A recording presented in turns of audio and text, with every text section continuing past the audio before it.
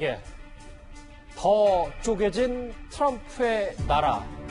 미국 워싱턴 정가의 트럼프 대통령의 탄핵 광풍이 지금도 몰아치고 있습니다. 미국 상원의 탄핵 심판이라는 마지막 고비가 남긴 했지만 트럼프 대통령이 드디어 임자를 만났다는 말까지 나오고 있습니다. By the way, it doesn't really feel like we're being impeached. We did nothing wrong. One is adopted. Article 2 is adopted. 화면부터 만나보실게요. 두 쪽으로 쪼개진 아메리카. 한쪽에서는 예수의 고난이다, 역사의 단죄다라고 말들이 많은데 일단 이현정 의원님, 어제 트럼프 대통령보다 오히려 더 주목받았던 인물 바로 펠로시 하원 의장이잖아요. 그렇습니다.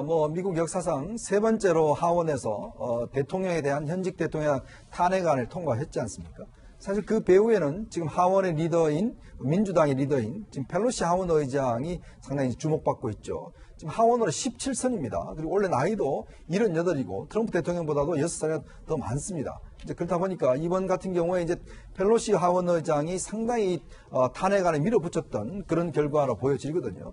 지금 왜냐하면 트럼프 대통령이 이제 두 가지 안건으로 이제 탄핵이 됐는데 특히 하나는 이제 지금 의회 방해와 함께 그다음에 이제 우크라이나 대통령과 함께 이제 그 어떤 이 문제 스캔들을 논의했던 것들 이 두 가지로 이제 지금 이번에 통과됐는데 물론 지금 현재 상황으로 보면 상원에 통과될 가능성은 적어 보입니다. 결국 이게 하나의 이제 대선 전략으로서 이제 쓰이는 그런 상황인데 어쨌거나 트럼프 대통령 입장에서는 노벨 평화상까지 자신을 했지만 그러나 결국은 역사상 미국 대통령 세 번째로 하원에 탄핵이 통과되는 대통령이 됐지 않습니까? 본인으로서는 상당히 치욕적인 것이고 앞으로 미국 정치가 굉장히 치열하게 전개될 가능성이 높아 보입니다. 드디어 임자 만났다는 표현도 제가 이미 드렸었는데 트럼프 대통령의 탄핵이 이제 상원으로 넘어갈 일이 남았으니 두 사람의 충돌도 이제 더 이상 없을 줄 알았는데요. 그게 아니었습니다. Crazy Nancy Pelosi's House Democrats have branded themselves with an eternal mark of shame, and it really is. It's a disgrace. We'll see what happens over there. I was not prepared to put the managers and that bill yet. Frankly, I don't care what the Republicans say. 팽팽합니다. 사실 트럼프 대통령과 이 펠로시 하원 의장의 갈등은 이번이 처음은 아닙니다. 화면부터 만나보실까요?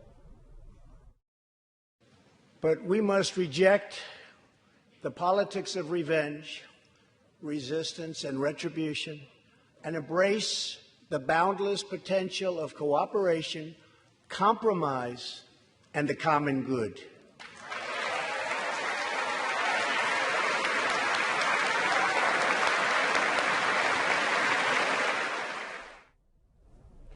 참 유명했잖아요. 저 물개박스를 보는 트럼프 대통령의 표정. 네. 구장찬. 근데 두 사람의, 이 화면에도 나오지만 두 사람의 갈등의 역사는 꽤 골이 깊잖아요. 저 물개박스만 봐도. 그렇습니다. 이게 지난해 그 펠로시 의장의 물개박수가 나온 배경이요.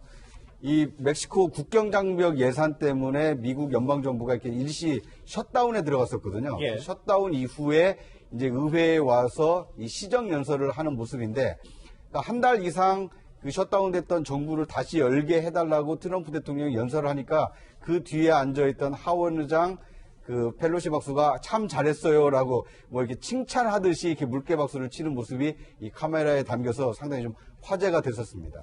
다시 나오네요, 화면에. 혹시 저게 야유와 조롱 아니냐라는 여러 가지 미국 언론의 해석도 나왔는데 자, 그런데 이렇게 어쨌든 우여곡절 끝에 탄핵안 하원 통과를 밀어붙인 이 민주당은 더 큰 고민에 빠졌습니다. 공화당 의원이 더 많은 상원에서, 공화당 의원이 더 많은 이 상원에서요, 탄핵 재판 결과를 기다리면 불보듯 뻔하게 이 탄핵이 부결될 것이라는 분석이 많이 나와서 그런데요. 그래서 민주당의 시간 끌기 전략에 나선 거 아니냐 이런 분석도 나왔습니다. I think that's inaccurate. I'd like to speak further within the U.S. government before we respond.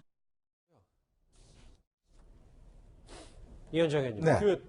민주당의 이 탄핵안 시간 끌기 작전에 왜 갑자기 존 볼턴 전 보좌관이 등장하는 겁니까? 그러니까 지금 이제 원래 탄핵안이 이제 하원에서 통과되지 않습니까? 그러면 이제 상원으로 올라가면 지금 사실 상원 같은 경우는 공화당이 다수 의원을 차지하고 있어요. 그리고 또 이게 탄핵안이 통과되려면 3분의 2 찬성이 있어야 됩니다. 즉 민주당이 공화당에 한 20명 정도를 확보해야 되는데 사실상 이건 뭐 불가능한 거라고 보여지죠. 이번 같은 경우도 보면 하원에서 공화당의 이탈표가 하나도 없었어요.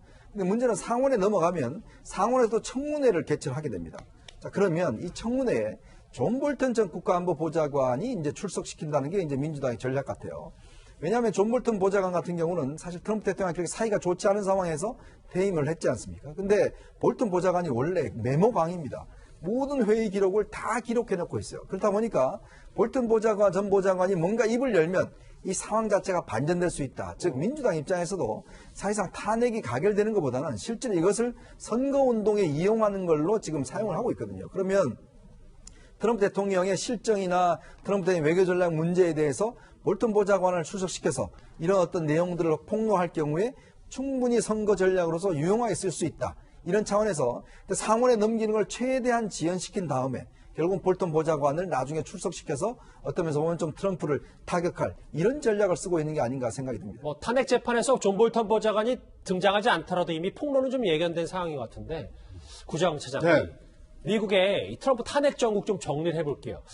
결국은 어떤 인물이 탄핵됐느냐보다 네. 이번에 이 트럼프 대통령의 하원 탄핵안 가결을 계기로 미국이 좀 더 쪼개지는 거 아니냐라는 얘기가 곳곳에서 나오고 있습니다. 그렇습니다. 지금 이제 양극단, 어떻게 보면 정치라는 것이 대화와 타협의 예술이다 이렇게 얘기를 하는데 이번 탄핵안이 하원에서 의결되는 과정을 보면 공화당은 한 명의 이탈표도 없이 전부 다 반대표를 던졌고 민주당에서는 한두 명만 그 이탈표가 나왔을 정도로 완전히 그 양당이 쪼개졌거든요. 그만큼 국론 분열이 상당히 심각하다 이런 얘기가 나오고 있고요. 이러다 보니까 사실상 이 대화의 타협의 어떤 정치의 본령이 좀 실종됐다 이런 평가가 나오고 있습니다.